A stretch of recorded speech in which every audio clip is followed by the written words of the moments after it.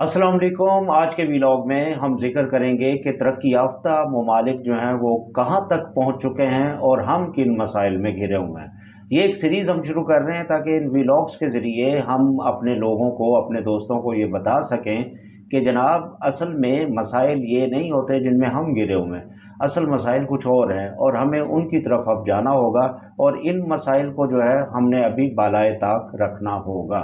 तो पहले मैं शुरू करूँगा जनाब जापान से।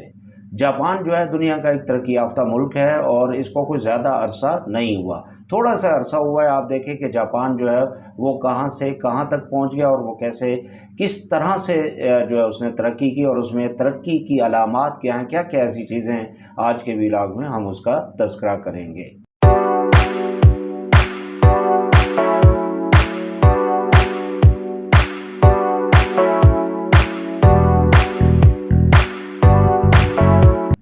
जापान के एयरपोर्ट वर्कर्स जो होते हैं वो आपके सामान को साफ़ सुथरा करके, जैसे ही सामान आता है कन्वेयर बेल्ट पर, वहाँ पर वो उसकी सफाई करते हैं और सफाई करके फिर आप तक जो जब आप उसको वसूल करते हैं तो आपके बैग्स पर वो डस्ट वगैरह नहीं होती। ये ज़रा आप हैरान कुन बात है। और सफाई मतलब आप ये देखें कि किस तरह वो सहूलत आपको देते हैं, तो ये एक हैरान कुन बात है। और इसके अलावा जो है जापान की जो ट्रेन्स हैं वहाँ पर फुटबाथ्स होते हैं, यानी फुटबाथ्स आप पाँव रख कर जो है उसमें अपनी थकावट को दूर कर सकते हैं अपने जर्नी के दौरान। इसके अलावा नॉर्दर्न जापान में जो है साइड वॉक्स होते हैं और उनको हीटेड रखा जाता है मौसम सरमा के दौरान। और इसका एक और फ़ायदा ये भी होता है कि मौसम सरमा के दौरान जो है वो बर्फ़ वहाँ पर नहीं रहती, साइड वॉक्स में लोग आसानी से आ जा सकते हैं। ये देखें ज़रा, एक हैरान कुन बात जो है जापान की वो आपके सामने। और इसके अलावा देखें और बहुत सारी चीज़ें हैं कि ताकि लोग जो हैं वो इसमें आपको पता है कि इस तरह से जो है उसकी जो ट्रेन्स हैं उनके जो टाइम टेबल होते हैं वो सेकंड्स के साथ होते हैं। यानी जापान में इतनी सख्ती है टाइम टेबल की कि सेकंड्स के लिहाज से टाइम्स आती हैं और दुनिया में किसी मुल्क में इतनी जो है स्केड्यूल टाइट नहीं होता। इसके अलावा जापान में जो है पब्लिक के लिए छतरियाँ वगैरह भी रखी जाती हैं ताकि अगर बारिश हो जाए तो बारिश में जो है वो आप भीग ना जाएँ और इसके अलावा जो है आपको किसी किस्म का कोई मसला ना आए। इसके अलावा जापान जो है दुनिया के उन ममालिक में शामिल है अमेरिका के बाद जहाँ बेसबॉल जो है वो बहुत ज़्यादा खेली जाती है और सॉकर जो है यानी फुटबॉल वो दूसरे नंबर पर है जापान में। और बहुत से जापानीज़ जो स्कूल्स हैं वहाँ पर बच्चे खुद सफाई करते हैं। आप ये ज़रा हैरान कुन बात देखें कि बच्चे खुद सफाई करते हैं ताकि उनको मेहनत की भी आदत पड़े और एहसास ज़िम्मेदारी भी पड़े। वहाँ पर कोई मुलाजिम नहीं रखे जाते स्कूल्स में, बच्चे खुद उसकी सफाई किया करते हैं। ये भी एक बड़ी हैरान कुन बात है और इससे आपको पता है कि बच्चों में जो है वो हार्ड वर्क की और इसके अलावा रिस्पॉन्सिबिलिटी की भी बात होती है। इसके अलावा जापान में जो टैक्सीज़ हैं उनके जो डोर्स होते हैं जो वो ऑटोमेटिक होते हैं। वहाँ पर जो है वो आप उनको आपको जाके नहीं, वो खुद खुल जाते हैं और उसमें किसी पैसेंजर को जो है किसी किस्म की परेशानी नहीं होती। ये भी ज़रा हैरान कुन बात है कि आप जो है आराम से वहाँ से उतर सकते हैं, जा सकते हैं, दरवाज़े खुद ब खुद खुल जाते हैं और बंद हो जाते हैं।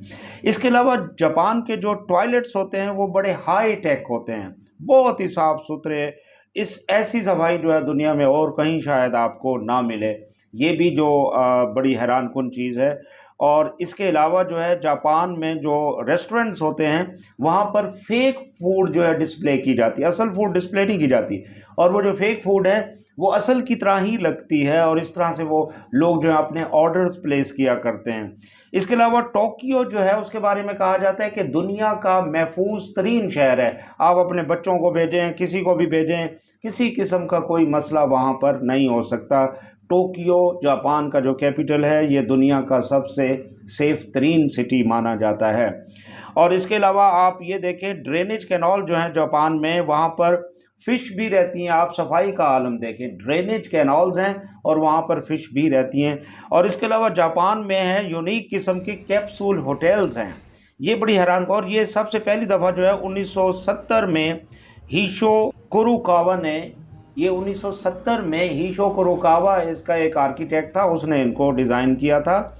और इसके अलावा जो है बहुत सी चीज़ें हैं। ये जापान में कोई लूटिंग वगैरह नहीं होती। आपको पता है जापान में जो है बहुत ज़्यादा अर्थक्वेक्स होते हैं, सुनामीज़ आते हैं और वॉल्केनोज इरप्शन यानी आतिशफ़िशां पहाड़ भी वो वहाँ बहुत फटा करते हैं, लेकिन उसके बावजूद भी कभी किसी ने कोई लूट मार नहीं की। ये बड़ी हैरानकुन बात है, हालांकि बहुत से लोग इससे फ़ायदा उठा सकते हैं। ये वहाँ ऐसा नहीं होता जी जापान में। और इसके अलावा जो है आप देखें बड़ी हैरानकुन चीज़ें हैं, ये मैं खुद भी हैरान हूँ, आप भी देख लें और ये देखें कि यहाँ पर बिल्कुल सेफ़ है। इसके अलावा जापान में जो है एक राइस पैडी आर्ट होता है, मुख्तलिफ़ किस्म के जो राइस होते हैं वो उगाए जाते हैं और अप्रैल में जो किसान होते हैं वो डिसाइड करते हैं कि कौन से राइस की जो फसल जो है वो उगाई जाए और राइस से फिर वो आर्ट तख्लीक किया जाता है। इसके अलावा जापान के जो ट्रेन क्लीनर्स हैं वो सुपर ह्यूमन्स की तरह जो है सफाई करते हैं, क्योंकि जापान की जो ट्रेन है अपने टर्मिनल पर सिर्फ 10 मिनट रुकती है और इस 10 मिनट में पूरी ट्रेन की बेहतरीन सफाई कर दी जाती है।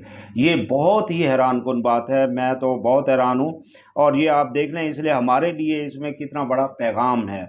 और इसके अलावा जो है रेस्टोरेंट्स में रोबोट रेस्टोरेंट्स हैं जापान में और उसमें जो है वो बहुत सी जो चीज़ें जो हैं वो दिखाई जाती हैं, ड्रैगन्स हैं वगैरह वगैरह मुख्तलिफ़ किस्म की चीज़ें। इसके अलावा जापान में जब जॉब की जाती है, जॉब के दौरान सोने की भी इजाज़त है और जैपनीज़ का ये मानना है कि ये हार्ड वर्क की अलामत है कि ये बंदा जो है हार्ड वर्किंग है जो इस दौरान में सो गया है।